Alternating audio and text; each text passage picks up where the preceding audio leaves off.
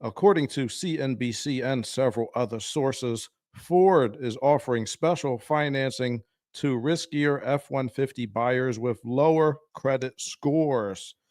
So, we're going to talk about this. If you are thinking about getting an F-150 truck before the end of the third quarter, Mhm. they are offering special financing to customers with less than perfect credit ratings. This move includes offering customers with subprime credit, those with a FICO score below 620, goodness gracious, Mhm. lower interest rates offered to those with, so they're giving better interest rates to those with good credit scores, which is what That's always normal. happens anyway. Yeah. Such promotions aren't unprecedented. They're aimed to make vehicles more affordable for more buyers, as well as decrease inventory levels. But such borrowers are considered more likely to miss payments. Yeah, you think? Mhm. So, Dane, this is crazy. I'm gonna give you my advice at the beginning. You guys, if you can't afford a very expensive new truck, just don't get it. They're gonna give you a high interest rate, and there is a particular problem with this situation. They'll extend out the life of the loan. This is not just Ford, but anybody. So it's maybe 72 months, 80 something months. So it's like, what's a 5 year, like 6 years and 3 months, or 6 years and 8 months, some even 7 years. The powertrain warranty is 5 years. That is it. So you get to a point where you're out of warranty and you're still paying on this truck. If a big repair happens at that time, you are screwed. Dane, do you agree? Yeah, I do agree. And if you need to get out from underneath that truck because whatever happens, whatever wrong financially is going on, you're probably going to end up owing more than what it's worth. That's what happens a lot with these loans, Yep. especially ones that are long term. You can't pay off the depreciation as very fast. So you got to take that into account. You're better if one of these people are in this kind of financial situation where you cannot buy and pay off a car within a couple of years, like 2 to 3. Really, if my advice is always pay cash for cars because they always lose value unless we're not even going to talk about the exceptions, but cars always lose value and new cars lose it the fastest.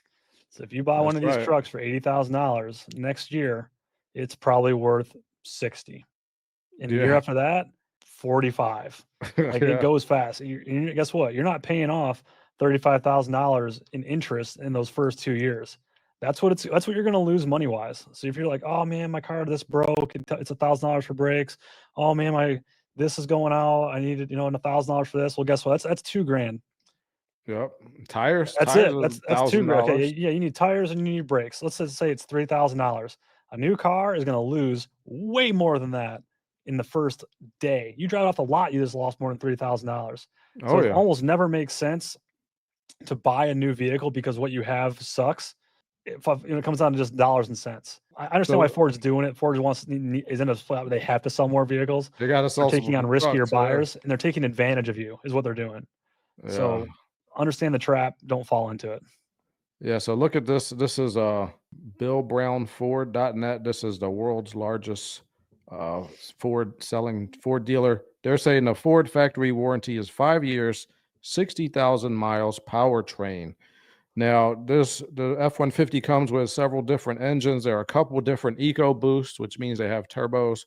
I'd rather get, I think they have the 5-liter naturally aspirated V8, Mhm. but I'm telling you, out of warranty, if something goes wrong and you still owe money on that car and you have to pay a huge repair bill, repairs are more expensive than ever. Vehicles are harder than ever to work on. So it's going to be harder for you to take that to just Pep Boys or Midas.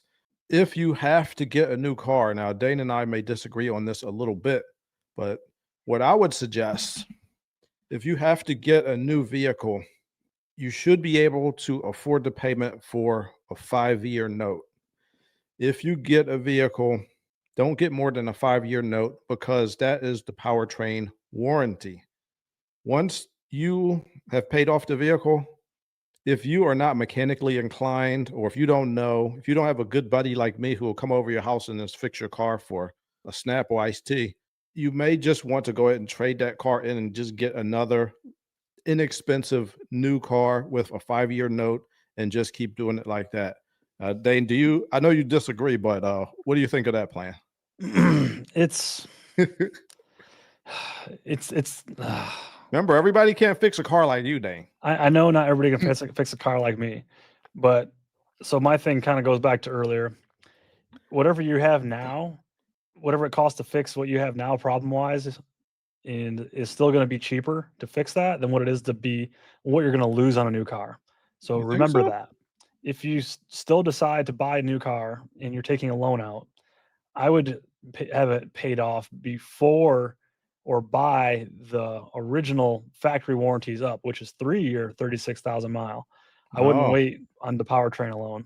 yeah. Yeah, I'd like you to have both, but I mean, they're only going to give you but so much bumper to bumper. So, Yeah, well, right. The bumper to bumper is 3-year, 36,000. So give yourself 3 years to pay off the vehicle. If you can't do that comfortably, then don't do it. If you can't take that money, not even monthly, if you can't take that money as a whole, whatever that is, $50,000, $40,000, $20,000, put it in the living room floor and light it on fire and be okay with the, it, then don't buy the damn car. look For at this, real. Dane. They have 66-month and 75-month terms. Mhm. And they have one where, let's see, Ford Credit exclusive product features an unequal payment structure that starts with a lower payment in the first 36 months. Oh my god, At that's such a month bad idea. 37, the payment increases, so the balance is paid in full by the end of the contract terms. Oh my gosh, Dude, they're this is preying on you. They're risky. setting such a bad trap. This is so bad.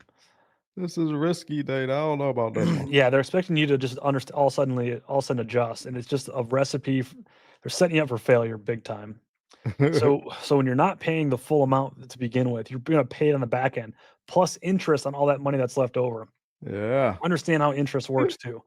Interest is owed on the total principal or payment or interest is calculated off the total principal owed. So Yeah. if the principal only goes down a little bit at a time, the interest still stays high. Understand That's how that right. works. Like a mortgage is the same way. People are like, "Oh, don't make extra payments because you're just paying extra interest." No, you're not. No. You're only paying interest on your mortgage or an auto loan for what the principal is that month. So if you pay $10,000 this month, you're not paying all the interest payments in between there and here where you're at now. You're just your next interest payment is going to be whatever that new balance is. All is calculated off that new balance. So if you're again for these first few months taking this, you're paying a lot more interest over a lot more time because it just keeps building up.